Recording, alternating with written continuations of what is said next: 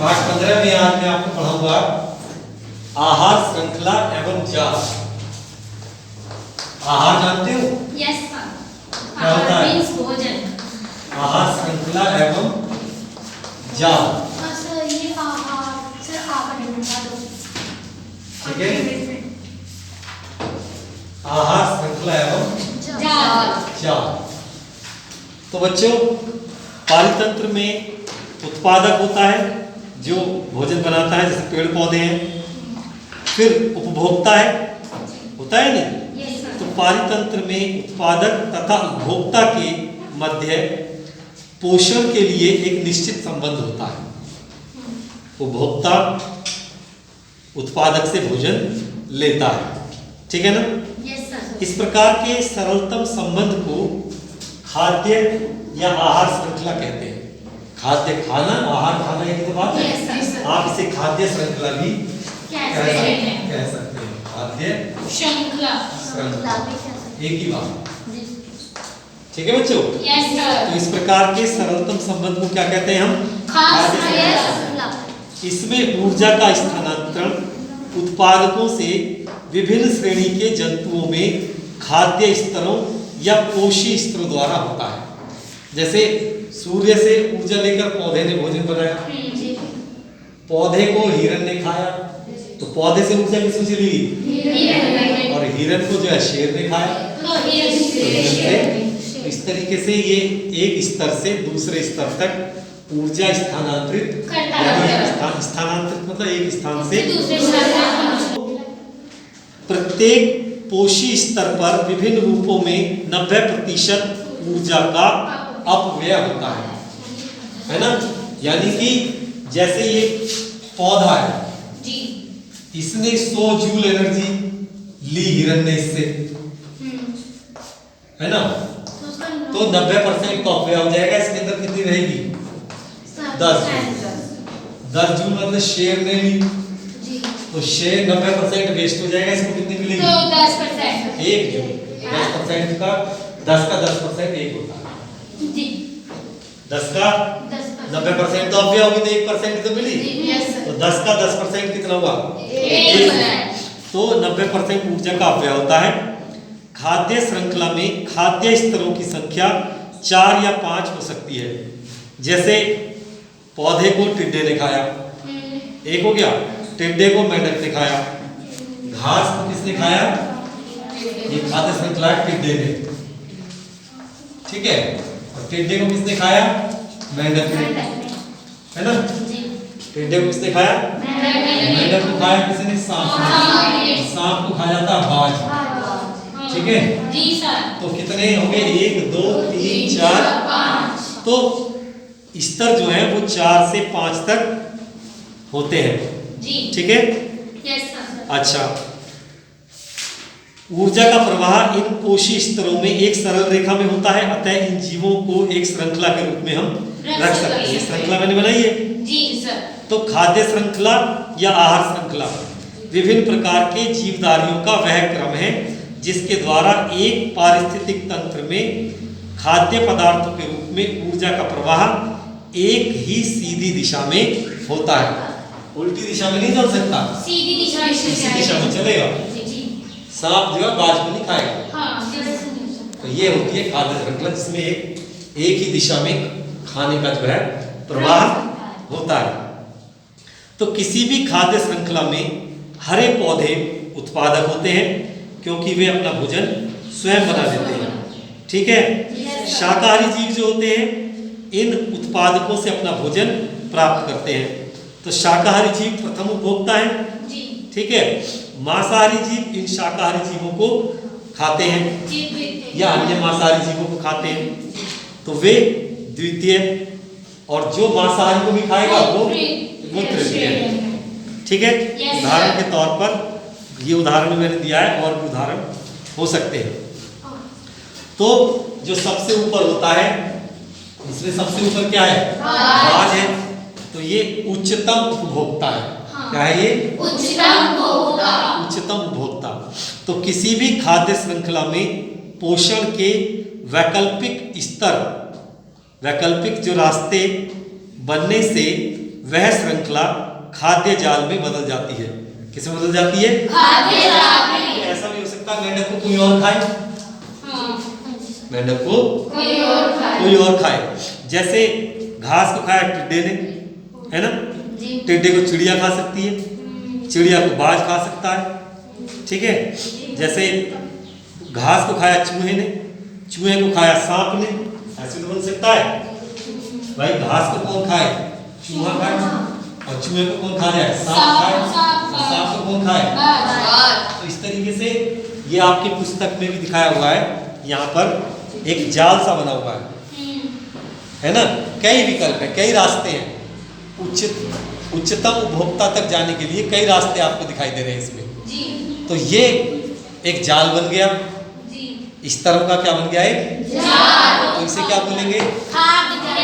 ये खाद्य जाल कहलाता है, ठीक है। तो किसी भी खाद्य श्रृंखला अथवा इससे बने खाद्य जाल में सबसे लास्ट में होता है अपघटन। क्या होता है? कि जब कोई जीव जंतु मरता है तो अपघटन क्या करता है? उसके शरीर को, जिसमें जटिल यौगिक होते हैं, उन्हें सरल यौगिकों में बदल देता है। मैंने आपको कल भी बताया था, ठीक है। तो ये जो मैंने बातें बताई हैं, इनके आधार पर यदि हम किसी पारिस्थितिक तंत्र की बात करें तो इसमें अनेक श्रृंखलाएं होती हैं। ये परस्पर अनेक प्रकार से जुड़कर एक जाल सा बनाती हैं, जिससे पारितंत्र के प्रत्येक पोषण स्तर के लिए एक से अधिक विकल्प हो सकते हैं। अर्थात प्रत्येक उपभोक्ता के लिए अपने उपभोग के लिए एक से अधिक प्रकार के जीव मिल जाते हैं। इस प्रकार बने आहार श्रृंखलाओं के जाल को हम क्या कहते हैं? खाद्य जाल कहते हैं, ठीक है। तो खाद्य श्रृंखला में से केवल एक स्तर होता है और खाद्य जाल में कई स्तर होते हैं, वैकल्पिक स्तर होते हैं। तो इनमें अंतर पूछ सकता है, तो अंतर आप समझ में आ गया होगा। अब मैं आपको पढ़ाऊंगा जीव मंडल में ऊर्जा तथा अजैविक घटकों का प्रवाह। दूसरे जीव में ऊर्जा का प्रवाह होता है। तो हेडिंग है जीव मंडल में ऊर्जा तथा जीव मंडल में ऊर्जा तथा अजैविक घटकों का प्रवाह। अजैविक घटकों का प्रवाह प्रवाह मतलब ये आगे बढ़ना। प्रवाह का मतलब क्या होगा? जैसे मैंने किसी अपने अध्यापक से लिया और मैं आज आपको दे रहा हूँ, तो ज्ञान का प्रवाह हो रहा है, आगे बढ़ रहा है। तो बच्चों, जीव मंडल एक बड़ा पारितंत्र है। ये पूरा जो पृथ्वी है, ये जीव मंडल जिसे हम कहते हैं, ये बहुत बड़ा पारितंत्र है, ठीक है। किसी भी पारितंत्र में आप जानते हैं दोनों ही तरह के घटक होते हैं, जैविक भी और अजैविक भी। इन घटकों में परस्पर विभिन्न प्रकार के संबंध होते हैं, ठीक है। जैसे हम वायुमंडल से ऑक्सीजन लेते हैं तो वो अजैविक घटक है। वो कैसा घटक है? पानी पीते हैं हम तो क्या है? अजैविक घटक। तो जैविक और अजैविक घटकों में बहुत से संबंध होते हैं।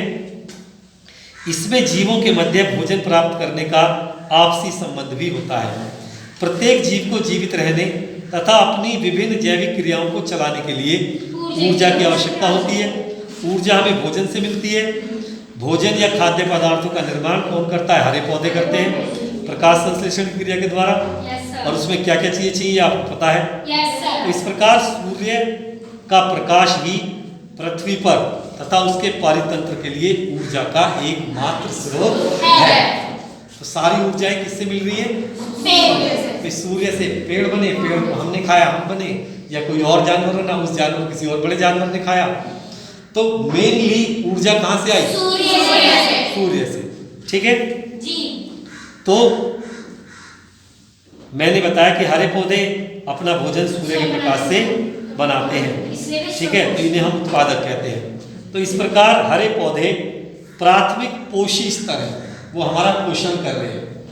पोषी मतलब जो पोषण करे। तो पहला पोषी स्तर कौन सा है? हरे पौधे हैं, ठीक है जी। क्योंकि वो भोजन बनाकर सभी जीवों को भोजन देते हैं और ऊर्जा देते हैं, यही की मतलब है। अतः शेष सभी जीव हरे पौधों को छोड़कर पारितंत्र में द्वितीयक पोषण स्तर के जीव हैं या उपभोक्ता हैं। ठीक है, तो पारितंत्र में उत्पादक तथा उपभोक्ता के मध्य पोषण के लिए एक निश्चित और सरलतम संबंध होता है जिसे खाद्य श्रृंखला कहते हैं, मैंने पीछे बताया।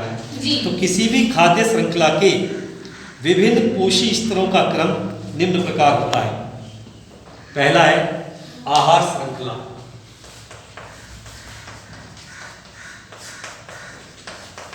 आहार श्रृंखला के बारे में अलग में बता चुका हूं आपको कि आहार श्रृंखला में हरे पौधे उत्पादक हैं। क्या है? हरे पौधे उत्पादक हैं, जिन्हें हम प्रथम पोषी स्तर या पोषण रीति बनाने वाले कहते हैं। सामान्यतः प्रथम पोषी स्तर अर्थात उत्पादक स्तर पर जीवों की संख्या अधिक होती है। मतलब आपने देखा होगा पेड़ पौधे बहुत सारे, क्योंकि भोजन भी तो चाहिए ना ज़्यादा से ज़्यादा। प्रथम और विभिन्न प्रकार के हैं। पेड़ पौधों की नजर कितनी जाती है, घास की नजर कितनी जाती है, तो इनकी संख्या अधिक है। प्रथम पोषी स्तर में जो जीव है यानी जो पौधे हैं उनकी संख्या बहुत ज़्यादा है। इसके बाद फिर जो दूसरा स्तर है वो है शाकाहारी जंतु। क्या है? शाकाहारी जंतु। ये थोड़े कम होंगे, ये थोड़े कम होंगे, और मांसाहारी जंतु जो है वो थोड़े और कम होंगे, वो थोड़े और कम होंगे। तो वो तीसरा स्तर होता है मांसाहारी का। ठीक है, यस सर। तो बच्चों आज इस क्लास में आप इतना ही पढ़ें, इसको रिवाइज करें। बाकी मैं आपको कल पढ़ाऊंगा जो बातें रह गई हैं, ऊर्जा किस तरीके से प्रवाहित होती है, तो धीरे धीरे पढ़ते रहेंगे, थोड़ी थोड़ी बातें समझते रहेंगे। ठीक है, पॉज करो जरा, कर दिया पॉज। वही 5 क्वेश्चन है ये आपके बच्चों। इन 5 क्वेश्चनों को आप घर से करके लेके आएंगे, याद करेंगे और भी बातें याद करेंगे। सारी बातें तो क्वेश्चनों में आ नहीं सकती।